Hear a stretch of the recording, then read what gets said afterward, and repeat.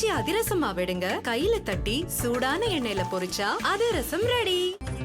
சென்னையில் மீண்டும் கனமழை பெய்து வருகிறது. வங்கக்கடலில் புதிய காற்றழுத்த தாழ்வு பகுதி உருவாகி இருக்கக்கூடிய சூழலில் சென்னையில் தற்போது பல பகுதிகளில் கனமழை பெய்து வருகிறது. தென்மேற்கு வங்கக்கடலில் காற்றழுத்த தாழ்வு பகுதி உருவானதாக இந்திய வானிலை ஆய்வு மையம் சில மணி நேரங்களுக்கு முன்பாக அதிகாரப்பூர்வமாக அறிவித்தது.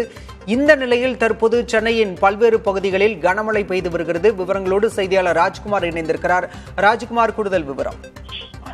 பாலா, வடகிழக்கு பருவமழை தொடங்கிய சில நாட்களிலே வங்கக்கடலில் புதிய காற்றழுத்த தாழ்வு பகுதி உருவாகியிருப்பதாக இந்திய வானிலை ஆய்வு மையம் தெரிவித்திருக்கிறது. இதன் காரணமாக சென்னை மற்றும் மாவட்டங்களில் பிற இடங்களில் மழை இருக்கும் என்று வானிலை ஆய்வு மையம் தெரிவித்திருக்கக்கூடிய நிலையில் இன்று காலை முதலே சென்னை நகரில் பல இடங்களில் வானம் மேகமூட்டத்துடன் காணப்படுகிறது.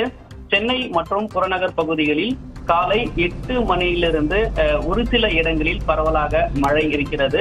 குறிப்பாக நுங்கம்பாக்கம், மீனம்பாக்கம், வடபழனி, KK நகர், ஈகாட்டுத்தாங்கல், அண்ணா சாலை, சேப்பாக்கம் உள்ளிட்ட இடங்களிலும் புறநகர் பகுதியாக இருக்கக்கூடிய தாம்பரம், ஆதம்பாக்கம், மேடவாக்கம், பள்ளிக்கரணை, பெரும்பாக்கம், சோழிங்கநல்லூர், அதே போன்று ஈசிஆர், குரோம்பேட்டை, முடிச்சூர், தேலையூர், பெருங்கலத்தூர், பீர்க்கங்கரணை உள்ளிட்ட இடங்களில் மழை பெய்து வருகிறது. அதே போன்று சென்னை நகரம் பரவலாக வானம் மேகமூட்டத்துடன் காணப்படுகிறது. புதிய காற்றழுத்த தாழ்வு பகுதி வங்கக்கடலில் உருவாகி இருக்கக்கூடிய நிலையில் அடுத்த ஒரு சில இடங்களில் மழைக்கான வாய்ப்புகள் இருப்பதாகவும் வானிலை ஆய்வு மையம் தகவல் தெரிவித்திருக்கிறது. பாலா, விவரங்களுக்கு நன்றி ராஜ்குமார்.